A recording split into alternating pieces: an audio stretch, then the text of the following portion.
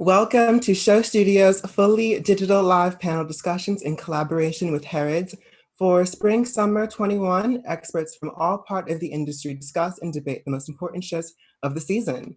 Today, during Paris Fashion Week, we're going to be discussing Kenneth Ize S Spring Summer 2021 collection. My name is Trey. I am a journalist, model, and I host a podcast called OTT. This is my first time sharing this panel, so bear with me. I'm so excited to be discussing Kenneth's show because Kenneth has been in his bag for some time, and this nonetheless, again, still in his bag. And we have an exciting, talented, intelligent panel today. So to let us in first, I'm going to start with Kacion. Hi, my name is Kacion. I'm a fashion journalism graduate from St. Martin's 2019, and I'm a freelance journalist now. Jameela?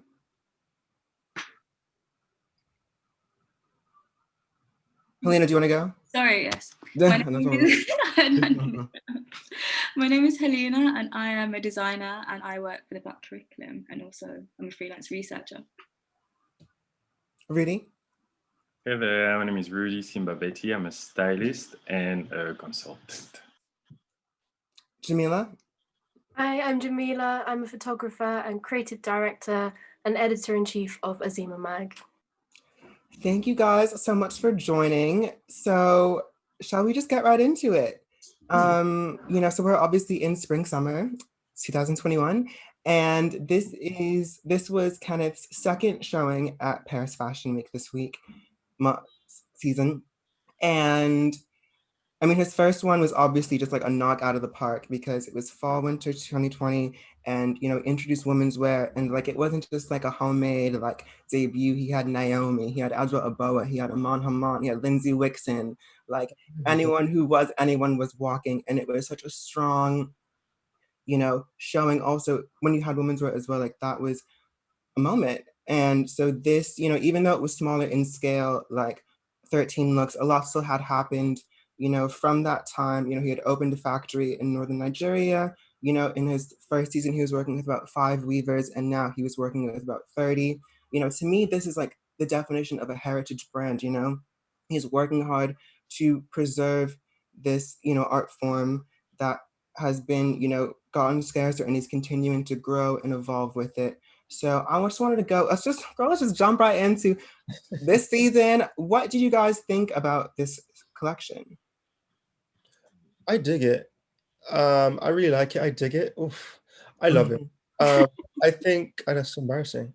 I think that it's like you mentioned, the 13 looks. I've been enjoying most of these collections bringing out less looks. I think they really think about editing, obviously, and just less resources.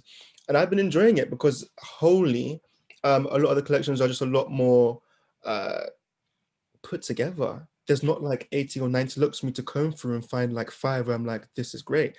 It's already kind of, they're being kind of forced to edit down because they know they can't, well, a lot of the smaller brands and like Kenneth, they can't afford to do, 30, 40, 50, 60 looks. It's excessive. So I think it's kind of forcing a lot of designers to really question what is worth putting out there. What is, actually, it's just, do we have to really put this in the collection? Can we like make this into one look rather than have 3 kind of iterations of the same thing? I've really been enjoying that aspect of things for sure.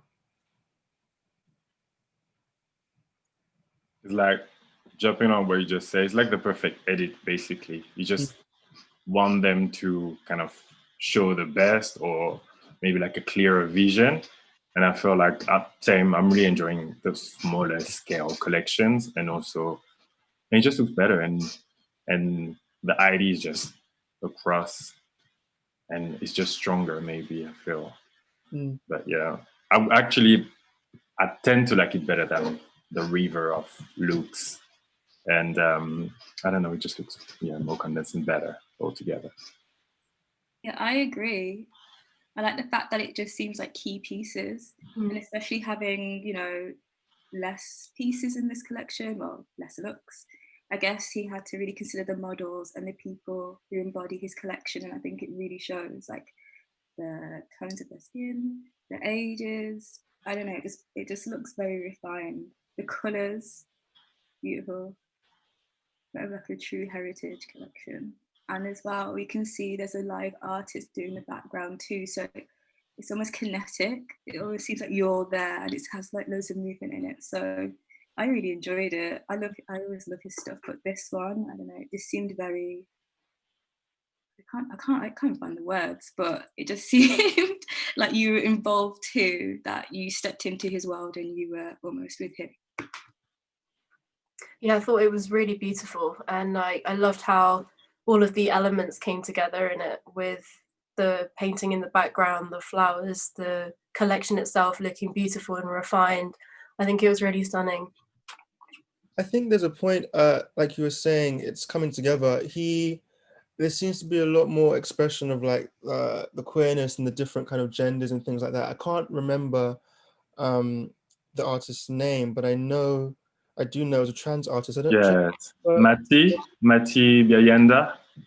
Right, so you probably know more than me. I didn't get to look into it as well as I wish I could have, but it seems like he's exploring a lot more of his own identity and kind of putting it into collection with like the makeup on the boys and things like that, which I think is very interesting. And I also think is quite, you know, in the West, it might seem like something that is kind of like tried and tested and done, but like for a kid from Lagos to come out and do this kind of thing, it's still quite a radical thing to do. And I think it's something worth noting. To be doing it so proudly and so openly on a global stage and with the success that he's having, you know, it's kind of like it's hard to kind of counteract that. It's like, it's major. So yeah.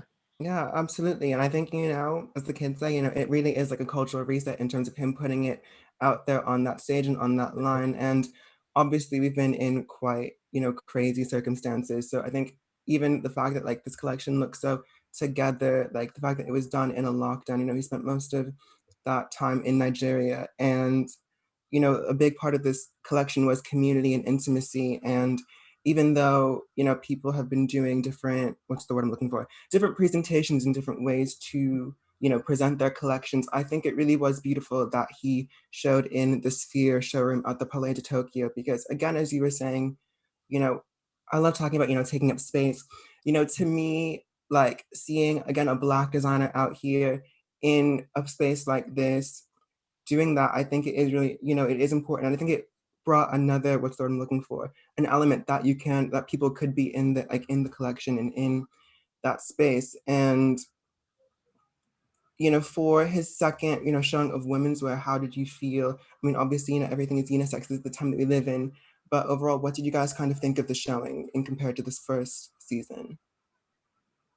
I think Kenneth has a very good grasp. He has an identity. I think there's definitely, he's really good with his colors. He's really good with his stripes, the ashoke fabric. There's identity there. It's like, it's solidified. And I think that what he's done is really kind of, even the shapes, the silhouettes, and the kind of short sleeve, that's what's up there in the reference image. I love that, like the short sleeve tailored jacket and the skirt. I think he's really trying to experiment. What I will say with outside of even just women's wear and men's wear, any of that, I think there's a conversation to be had around like him going out over to Paris and kind of bringing this to Europe, but also being so kind of firmly rooted in his heritage and in, you know, Nigeria. And like you mentioned earlier with the 30 Weavers, like he's still very connected to that. And you can see that it's not lost when I'm looking at these collections and what he's come and produced for latest season. It's not lost. He's not kind of losing himself in this kind of trying to go super Western and sell to that market. It's kind of adapting his culture and not bending his back in any kind of way, but just adapting it. So it's, I guess, more of a universal thing and kind of introducing it even and kind of propelling it, making it, you know, more like we're going to do this. We're going to try and, what's the word? We're going to try and like heighten it. I can't think of the right word, but you can see that he's really trying to push that in this latest collection. So yeah. I can see a really natural progression from the previous collection to this one. I think you can see elements coming through from previous collections, but there's something more refined about this, and kind of, yeah, you can see all of the elements of his identity coming through it. But I think this collection is a bit more accessible / wearable to more people, perhaps, with the way he's decided to go with this. But I think you can definitely see how, like, there's a lot of personal, what's the word I'm looking for? There's a lot of personal touches, I think, in this, and not only in the clothes, but in the way he's put together the show as well. Yeah, it's really beautiful. I read an interview where he was saying that he isn't going to tone down his heritage. He's going to almost celebrate his identity, his sexuality, and this was before this collection, and I think it may have been in between maybe him doing his first one or after the debut, but I think you can just really see it now that he's just got the confidence and like, this is how I feel, this is how I express, this is how I see, you know, menswear, women's wear, and I think you can really tell in the silhouettes and the cut. And there was one look where it's almost like I don't want to say tuxedo, that's the wrong word, but almost like waistcoaty. Yeah, I know which one. You know which one? That I love it, and it has. Are they finding it? But it reminds me of early 2000s in a way where they just used to have that. Yeah. And I'm just happy that's back. It's this. It's so beautiful. And I mean that in like a very positive way, because I just think that's just such a beautiful classic silhouette, and that can be, I can see that styled in numerous different ways. Right. And I think it's just very exciting to just see these sort of shapes back and just being amplified just through how he feels and what he, you know, sees his collection going. And I think it's just very great.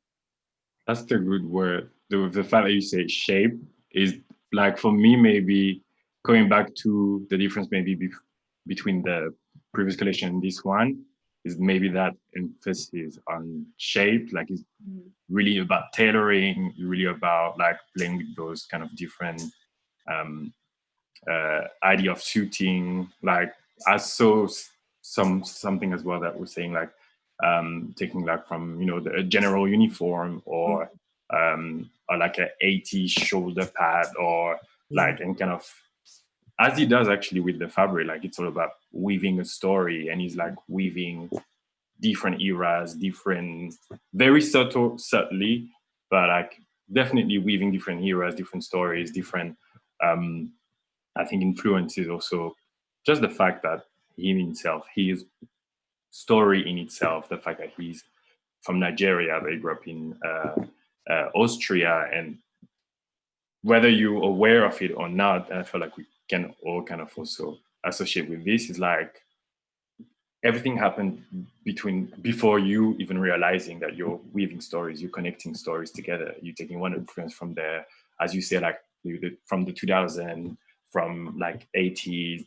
from the 40s, and then just what you're used to see, I don't know, at home, maybe the way your mom dresses or your auntie dresses, what you look at the TV, the stuff that you like to share with your friend, and also fashion in itself, or like the Western sensibilities when it comes to fashion, and literally just mixing everything and making your own story.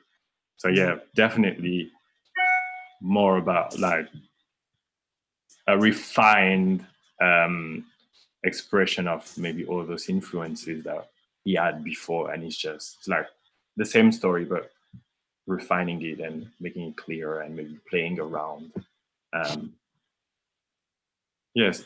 Yeah, no, definitely. And I feel like that's also such a big part of his brand, you know, that cross-cultural system. And also I think that's the world that we live in now, you know, because we're exposed to so much and like everything is around us, we're going to pull from everywhere. And I feel like that's another greater part of this conversation. I feel like, again, there's like a freedom that I kind of felt with it, and like almost a love. And as you were saying, Kacion, before, like the expression was out there, like Jawara on the hair, like the makeup just seemed a bit more just like out there, like it was very bold. I'm just quite curious what kind of stood out to you, because for me, oh my God, Lord Jesus, that little fuchsia, like coat dress, but wow, what a moment.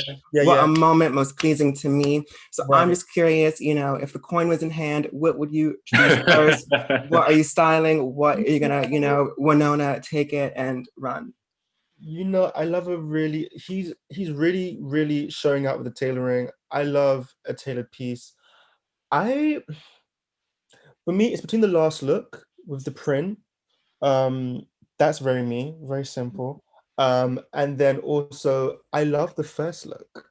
It's kind of the two extremes, I suppose. I love this I one. love the first look. I think it's very him. Again, like I was saying, he's defined that look. I think that's such a him, like a Kenneth Ize silhouette now. Like it was kind of similar to what I think Naomi wore something similar in the Arise show. Like that kind of the trousers and the could be a dress, kind of a top.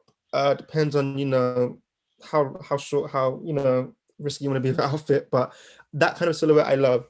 And the last one with the kind of shirt and trousers matching two-piece. Quite me. Throw a bit of money at that for sure. Yeah.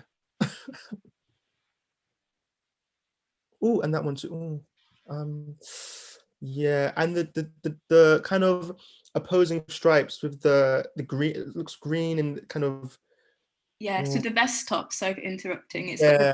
like that's what I was thinking about, because it's almost like an optical illusion, only because it's different, clearly different weights of fabric, and the proportions will fit different depending if you took it out. I just think that's very beautiful. Yeah. And there's another one where it's all the same stripes, but just a very different. Like tonal kind of. Yeah. There's so many like great looks. Oh, love that one. The suit, it's fab. Tell me as well. I love the first one, and I love the first men look actually, because as we were saying, like it's a lot about tailoring, but what I really like about him from his first show is also the slouchiness of it, and I love the fact that a lot of the trousers are still have that element of, you know, like casualness, coolness, like something very structured on top, and then maybe something a bit more relaxed at the bottom, you know, and the play with the stripes. Literally like giving you that you know, optical illusion almost. And I just want to pile on stuff together actually to do like the first 4 looks in one almost. Yeah. Oof. I feel like you can do a lot of layering as well. It's literally heaven. It's literally heaven. It's a lot of fun. It is. Yeah. It is fun. You see that there's a lot of confidence in this collection. That the one in the middle, the yes, this is the one, girls. This is the one. This is the moment. This is the but wow. This is like this is the but wow. What a moment. A moment. I could see you in that for sure. I could see it in me too, Kenneth. And I'm quite curious for you guys, because obviously we're, you know, wrapping up the end of this fashion month of the coronavirus era. Yeah. For you guys and what we've seen, because obviously, you know, we weren't there, but we were able to see that it wasn't a physical space. It wasn't a lived in space. And we've seen, you know, CGI, we've seen animation. For you guys, what have you preferred? What has, you know, do you miss seeing, you know, like this, like a full presentation where you can see the looks? Or have you kind of enjoyed, you know, animation, the models have no jobs type of situation or scenario? You know, I think that when you put it like that now, you know, people are missing out on their jobs. And yeah, well, I mean, there are still lookbooks and things like that, but I have been enjoying designers be more creative. I think the industry was going at a pace where things were getting stagnant because that was just the most feasible way to get away with things. It's just like, you know, there was a collection every other day, and it's like you can't really spend time or enough time really thinking of innovative ways to not produce things, to show things, and you can't really, you just don't have time. And I feel like this is given time to people and designers to kind of really think, okay, I can't do things the normal way, the kind of standard way. How can I really shake things up, change things a little bit? You know, for example, J.W. Anderson sending out all kinds of things that are, you know, and it's interesting. It's bringing the kind of show to you, to your doorstep in some instances. And even if you are doing something like the spaces, you know, something you're photographing and you're just showing a lookbook, like you can spend more time really looking into that. So he's obviously got artists involved, and he's got, you know, it looks like he's just had more time to kind of think about things outside of, you know, the stress of, oh, my mother's going to turn up, are they going to, and all of that extra stuff that comes with a runway show, which I appreciate. I wouldn't be mad if fashion shows didn't come back to a certain extent, or I think smaller designers and some major designers should think about, you know, not having a fashion show so regularly. Do we have to see these collections like that consistently? Probably not. And that's a question for sustainability as well and things like that. But that's a whole other conversation. Oh. Yeah, I think for me, I was finishing my MA, so I didn't end up making my collection, so I had it illustrated. And I think just during that whole fashion week it was quite nice to see how people just had to adapt. Like, for example, Alawalia, she did the virtual one, and she also did a book, and I thought that was just a very beautiful way to how you could communicate fashion and your ideas. But I think it's nice because it's been really good to have people open up to collaboration and just seeing how they've had to explore their ways. And also, shows cost a lot of money. There's a big expense in it. We can't deny it. So I think for me, and just looking reflectively, I guess, I think it was quite nice to just see how people have just had to just think real quick about how they can still communicate their ideas. So I think it was, for me, I guess, a blessing. I don't know, maybe I'm just really open to this idea, but it was quite nice that there was just like a bit of a reset almost about, do you want to continue? If so, what else can we bring in? What else can we do? What worked, what didn't? So I think has been a big moment for many creatives in this industry. For sure. I think it's definitely shaken things up. And you're right, I think a lot of things were starting to get stagnant in many ways. I've always thought that fashion can be quite elitist in some ways and not accessible to many people. So I think having this pause, having this things being broadcast, live streamed, has made things a lot more accessible for people to get involved with fashion and, you know, like be part of the conversation in that kind of way. And like you say, it definitely gives more time to kind of be like consider things more with collections and how much we're churning out, how much, like, we don't need like 50 looks, we just want, you know, a really beautiful refined collection. So I think it's definitely given it's shaken things up, and I think I don't know whether we will be able to go back to how things were before in the same way. Like, it's like making something out of nothing. I like the idea that everybody kind of had, okay, what am I going to do now? Like, I need to do something, or actually, do I need to do something? But I totally agree with everyone on that note, the fact that it just showed how creative also you can be, forces you to think outside the box, obviously. And I think a lot of people had fun as well. Like, it looks like it was fun, like an exercise to just, okay, how I'm going to communicate to an audience. And also, like, I think brands really, especially in the times that we are, like, we read about, like, communication and how I can get people engaged with what I'm doing. And it literally just forced everyone to kind of ask themselves, okay, am I doing right or doing wrong? How I can make the best out of this time, actually. But that being said, I'm a sucker for fashion shows. I love fashion shows. I think it's for me, maybe like it's the plurality for me. So if it can be still new ways to communicate visions and put together a collection, put together a show, but also kind of, I don't know, having that also old school vibe of seeing actual people, like looking at. I remember being an assistant or being just being at home watching shows and really feeling like I don't really need to go to shows because, like, you can literally log on and you can see it and it's fine, it's great. But there's just something with being there, looking at a real body walking in front of you, like almost feeling like you can touch it, seeing it, how something moves.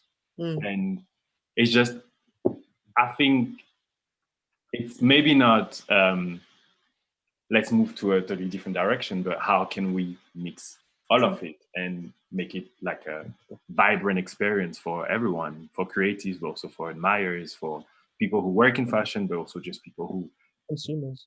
Yeah, exactly, consumers, and how can we can mix everything and have fun with it. That's But, about, I think it's about a balance. I think Yeah. that having a healthy balance. A lot of shows. I mean, there are a lot of shows that you don't need to be runway. You can definitely flick some pictures and we'd appreciate. Then there's other shows with like amazing clothes and amazing ideas and and you think, I wish I was at fucking Voss. I wish I was at Galliano Couture 2002 collection. I wish I was there. Yeah, I think maybe best not to give it to some fashion shows. Maybe not. oh wow, names. Oh, I mean, yeah, if you want to give a name, give a name. there's no names. No name. No names. This is no name. There's no but In the faith. the balance, I think, and that's not even in any kind of shade. That's just like, there's been some of the most like greatest lookbooks that have come out, and I'm like, this is major, and it made me actually interested in the clothes. But I guess that's also a whole other argument of, is that more like the stylist, and is that the photographer, or is that? But it all comes together, and it makes that's part of it. You come together and you make this amazing thing. So yeah, I think it's a healthy balance. Some people it will work for, some people it may not. Yeah. Funny enough, they were kind of talking how challenging it would be for young designers, but looking at how everybody kind of reacted to it, I feel like the like younger generation, like someone like Kenneth or like a younger designer, they really just roll with it. I think it was more like the big brands with that were literally scratching their heads to come up with something, but like they're making something out of nothing. This is the essence of a young designer. So you just roll with it, and actually, like most of my favorite shows were from young designers, and also just exactly, they keep right. They really just adapted, and they were like, okay, let's do it. Let's just it's fun. It's the young designers that bring all that energy and that fresh, unique kind of work to like fashion. It comes from the younger designers, definitely. I think the industry is run by the youth, to be fair. Whether or not like we can admit it, I think it is kind of run on that energy. And yeah, I mean, Kenneth is a testament to that, and a lot of young designers, especially from the African continent, Moalola, Ibrahim Kamara, they are literally shaping like what fashion is today. Outside of fashion, it's beyond that. Actually, it's beyond absolutely. That. It's because I have friends that don't work in fashion that are just obsessed by their work and so inspired by the work, and this is what it's about. This is what it's about. I'm actually wearing Moalola right now. Yes, girl. Moalola. Yeah. And I completely agree. And I feel like, especially as you guys were saying, like this has been such a time of like collaboration and making something out of nothing. I feel like as you were starting to bring up Kacion, this really has kind of showed the holes in a lot of larger houses. And again, the youth run it. Like, do you know what I mean? And I feel like they've been able to adapt and make things work.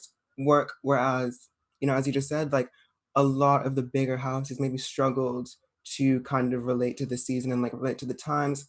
And kind of going back to this to me is like the true definition of like a modern heritage brand.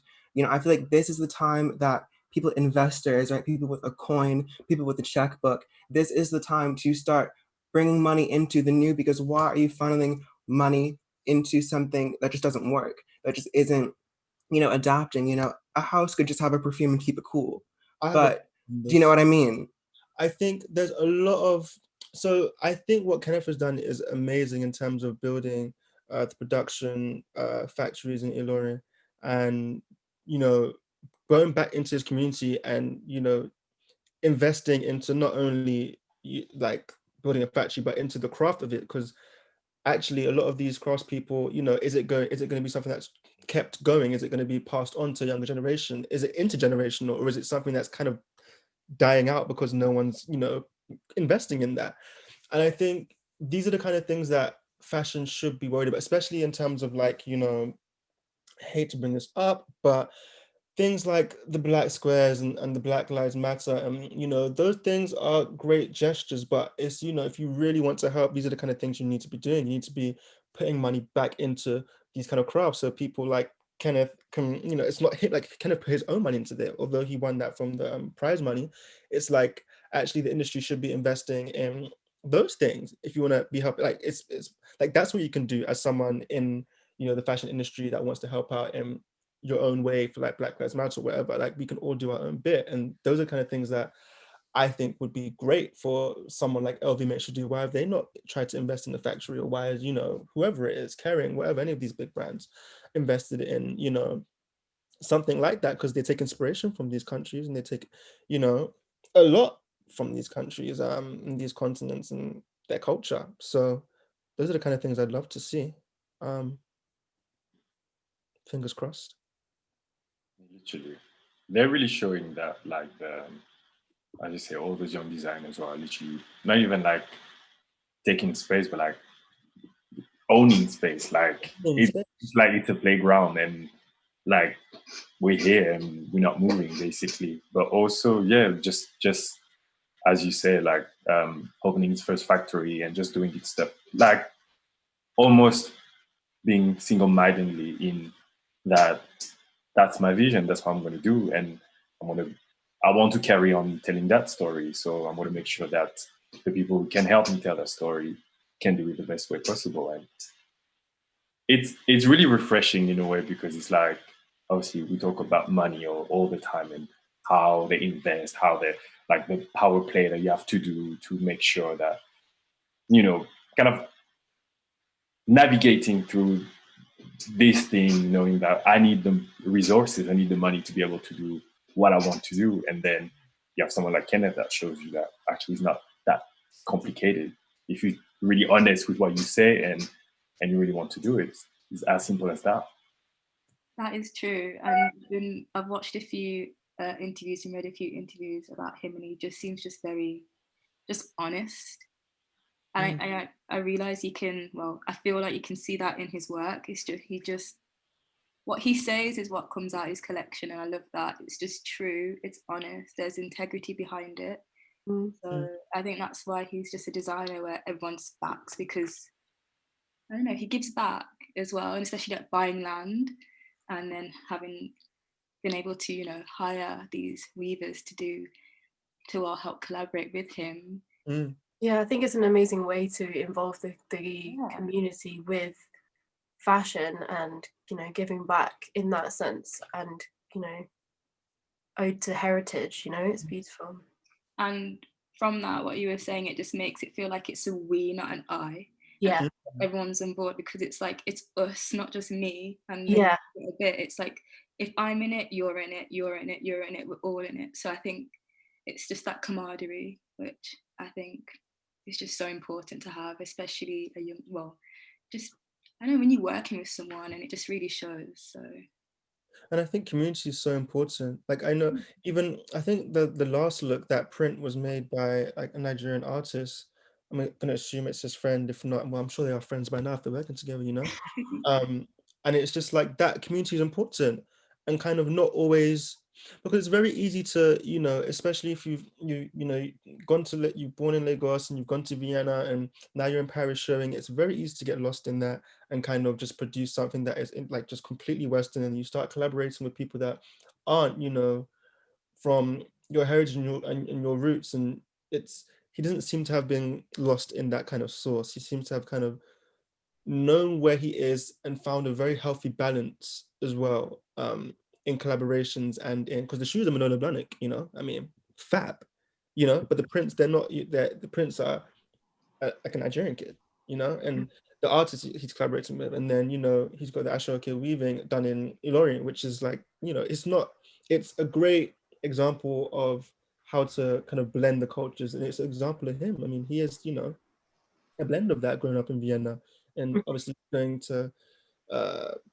Paris and showing his collections and living in Lagos and your blend. That's the fact of the matter, really. You are a Nigerian, or you are from wherever you are from, but if you've gone away, you become a part of that culture too. And I think he's really epitomizes how to blend everything together and not be lost and not kind of led astray from the beauty of what your home country can offer and your heritage offers.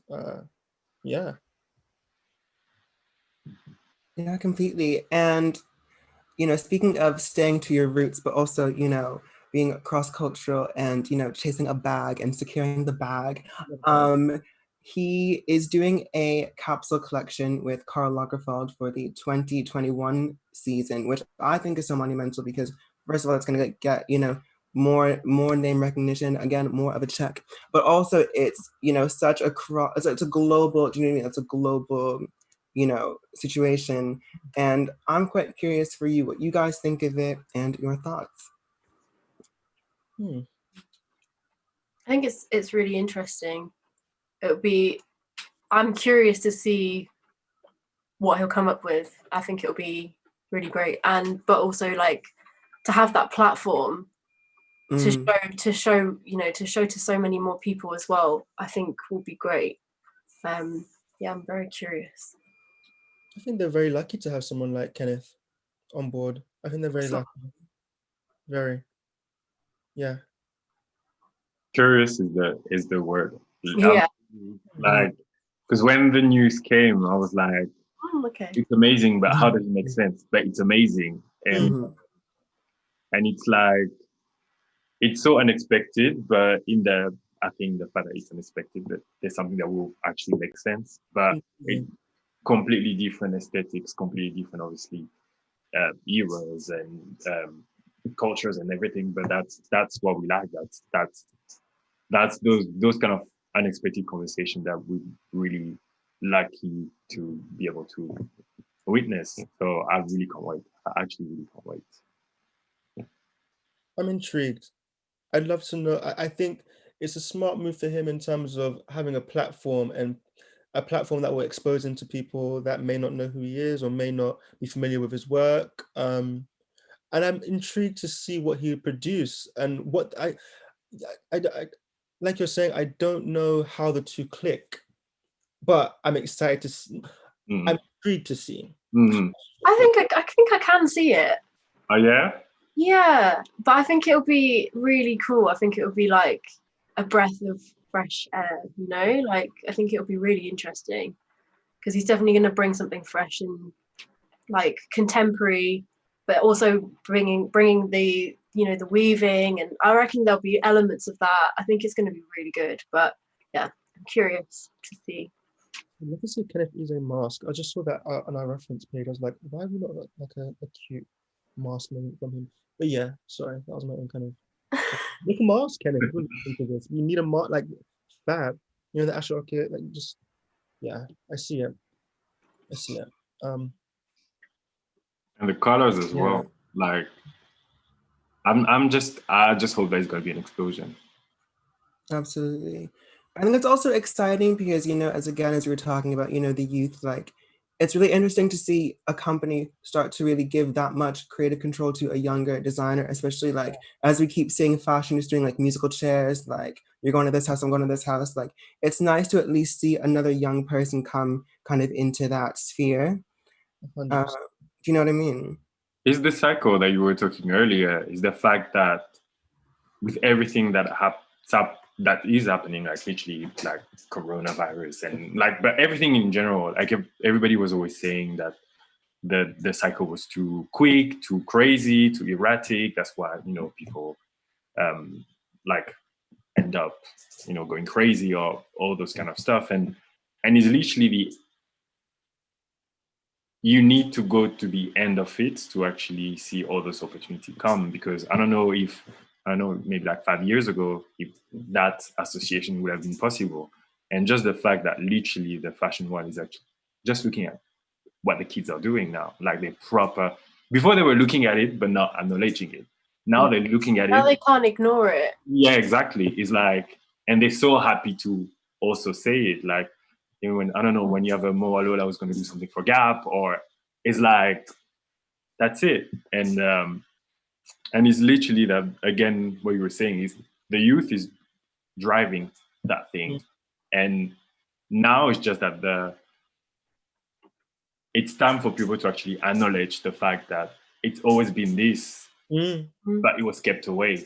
And now, like, people are actually saying, yeah, we're looking at you, like, help us go further, or, and I don't know, it's just really, really exciting. But it's also, there's something quite of, it does make sense because it's the end of a cycle and you need something new and you need something fresh. And it's always been like that. It's always come from the kids. If anything, it's kind of given the kids like time to shine whilst everything else has been paused. I feel like there's been lots of really great designers coming up and really shining through this time, even though it's been difficult. True. It's nice to see a lot of these designers as well, not only taking control of their narrative, but also realizing the power of the narrative. Yeah, and the power of the heritage as well. Yes. And, I feel like there was a generational divide, and it's coming to a point now where there's something brewing, and people, I mean, they just realize their power and they realize their potential, and it's not a kind of a cocky thing or an arrogant thing. It's just a matter of fact. And it's like, well, I know what I can do. I know what I'm capable of. I know what I can offer. And I think, especially with the internet, you can kind of command your own kind of people that really believe in you, and you don't necessarily need to. I mean, it's great to have these people behind you, but also you can kind of command your own, and then it becomes a thing where you're not chasing them, they're chasing you, because actually you've got what they want. And it didn't happen with the Virgil Ablohs and the what's his name, Elite's going to Givenchy. It's like, it becomes a thing where it's like, ew, who are they? Like, I'm not gonna let you into my show to come and head up our house. That's what happens. And I hope that continues, that kind of energy of kind of fuck this, fuck you. I'm gonna do what I do. I'm gonna do it well, and everyone's gonna be kind of with me, and that's just it. Yeah. And like, do what you want, but also like, when there is an opportunity, it's going to be a collaboration, not someone stealing it. Like, and that's also, but that's also really important, that it's not just like I acknowledge you, but like I acknowledge you and I'm like valuing you and I'm paying you, and like we're gonna do this payment, invoice cleared, right? Like that level of this is a synergy situation, which I think it's important, because, and also what you're just saying about empowerment, like people now feel empowered in themselves, and also like, again, as the industry's changing, like the systems that people look to, like they're looking to themselves and like finding and building their own community through that. And like we see that within this, and as we're talking about scaling down, like you can see just it feels it's powerful. And do you know what I mean? I'm speaking in tongues now because I'm so shook, but even in 13 looks, like you feel the power and sense of self. And also, again, back to edits, like this kind of shows a culmination of everything that we wanted, and see what happens when you just take your time, see what happens when you edit, see what happens when you just do your thing. It's just win after win after win, print after print after print. So as we kind of wrap up a bit, what are you guys excited to see in Kenneth's journey and evolution and all of that? I love to see Kenneth shine. I would love to see Kenneth at a house. I would love to see Kenneth play around more as well. I love to see him really experiment and really, really push as far as he can, like out of his comfort zones. And I'm just excited to see how he's going to develop these things. I think it would be really fun to see him play with silhouettes in particular, and really like dig deep. And there's so much to kind of just to play with. There's so much, like historically and just culturally now, there's so much to play with.